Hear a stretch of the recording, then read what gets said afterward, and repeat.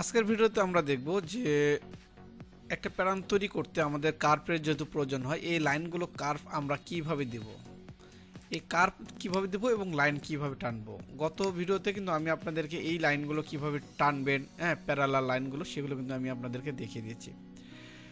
তো এখান থেকে যদি আপনি পিতে প্রেস করেন তাহলে কিন্তু এই লাইনগুলো কিন্তু আপনি এইভাবে এখানে পেয়ে যাবেন। তো আমি এখান থেকে 8.5 দিয়ে আমি শোল্ডারের উইথের যে মেজারমেন্টটা রয়েছে সেটা আমি এখান থেকে নিয়ে নিলাম। এখন ধরেন আমরা এখান থেকে লাইন টানবো। লাইন টানার জন্য যদি রাইট বাটন ক্লিক করেন, এরপরে যদি নিচে চলে আসেন ইনসার্ট থেকে দেখতেছেন ড্রাফট নামে একটি অপশন আপনারা দেখতে পাবেন। এখানে যদি ক্লিক করেন তাহলে কিন্তু এই লাইন টানার যে অপশনটা সেটা আপনারা পেয়ে যাবেন। এটা কিন্তু আপনারা সবার উপরেও পাবেন এখান থেকে, যদি এই অপশনগুলো আপনারা এখান থেকে নিয়ে আসেন। এখন কথা হচ্ছে এই মেনুগুলো আপনারা কীভাবে আনবেন, আমি সেই ভিডিওটাও আমি আপনাদের মাঝে নিয়ে আসব। যারা নতুন অবস্থায় কিন্তু এই অপশনগুলো কীভাবে আনা যায় সেটা কিন্তু জানেন না। তো যাই হোক, এখান থেকে আমরা ড্রাফটটা নিব। ড্রাফটটা নিয়ে ঠিক এরকম একটা কলমের মতো চলে আসবে। এখান থেকে আমরা এই আবার ওকেতে ক্লিক করে দেবো। যেখানে আমরা নিতে চাচ্ছি সেখানে এনে লেফট বাটন ক্লিক দিয়ে আমরা এখান থেকে আবার ওকেতে ক্লিক করে দিয়ে আবার সিলেক্ট টুলটা ক্লিক করলে কিন্তু এটা চলে যাবে। ঠিক একই নিয়মে আবার আমরা যে কাজটা করব, রাইট বাটন ক্লিক করব, অথবা কিবোর্ড থেকে যদি আমরা ডিতে প্রেস করি তাহলে কিন্তু আমরা ড্রাফট অপশনটা পেয়ে যাব। ঠিক এভাবে আমরা এখানে নিব, ওকেতে ক্লিক করে দেবো, রাইট বাটন ক্লিক, ওকে, আবার ডিতে প্রেস করব, আবার এখান থেকে আমরা এখান থেকে ফ্রন্ট ড্রপে মেজারমেন্টটা দিয়ে দেব। ঠিক একই নিয়মে আপনারা যেখানে যেখানে দিতে চাচ্ছেন সেখানে সেখানে আপনারা দিতে পারবেন।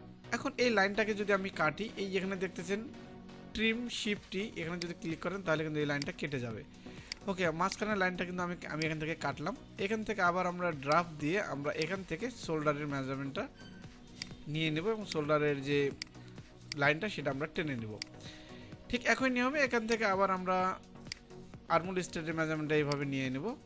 ওকে ওকে, এরপরে প্রশ্ন হচ্ছে এই লাইনগুলো আমরা কিভাবে কার্ভ করব। কার্ভ করার জন্য আপনারা কিবোর্ড থেকে এম এ প্রেস করবেন, অর্থাৎ এখান থেকে দেখতেছেন যে মুভ পয়েন্টে কিবোর্ড থেকে শর্টকাট কি রয়েছে এম এ যদি আমরা ক্লিক করি, এরপরে আমরা শিফট বাটন প্রেস করব।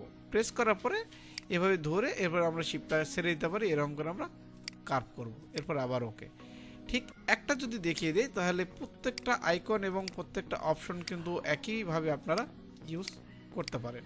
ঠিক একই নিয়মে আবার শিফট প্রেস করব, শিফট বাটন আমাদের মুভ পয়েন্টটা সিলেক্ট করা রয়েছে, এভাবে আমরা এটা দিয়ে দেব। ঠিক এইভাবে আপনারা যদি একটা সফটওয়্যার জানেন তাহলে কিন্তু অন্যান্য সফটওয়্যারগুলো আপনাদের কাছে শিখতে অনেক ইজি হয়ে যাবে। তাই যে কোনো একটা সফটওয়্যার আগে মনোযোগ দিয়ে শেখার চেষ্টা করুন, তারপরে আপনারা অন্যান্য সফটওয়্যারগুলো শেখার চেষ্টা করুন। সেটা হতে পারে ল্যাকটা সফটওয়্যার, সেটা হতে পারে অপটেক্স সফটওয়্যার, সেটা হতে পারে গার্বা সফটওয়্যার।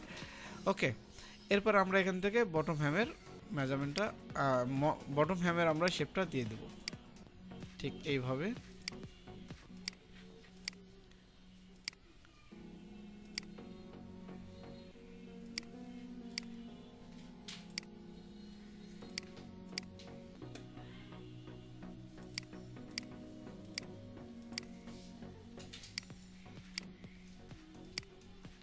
আপনারা একটা দুটো আইকন নিয়ে সবার আগে প্র্যাকটিস করা শুরু করে দিবেন যদি আপনি একেবারে নতুন হয়ে থাকেন। নতুন শেখার ইচ্ছা যদি আপনাদের মানে আপনাদের যদি কেয়ার ডিপার্টমেন্টের এই সফটওয়্যারগুলো যদি শেখার ইচ্ছা থাকে, তো আপনারা যদি একেবারে এই সবগুলো একসঙ্গে ধরেন সেক্ষেত্রে কিন্তু আপনারা এই কাজগুলো করতে আপনাদের কাছে অনেক হিমশিম মনে হবে। তো দেখিয়ে দিলাম যে কার্ভ আপনারা কীভাবে করবেন এবং লাইন কীভাবে টানবেন। সো পরবর্তীতে আবার মজার কোনো অপশন নিয়ে আপনাদের মধ্যে চলে আসবো।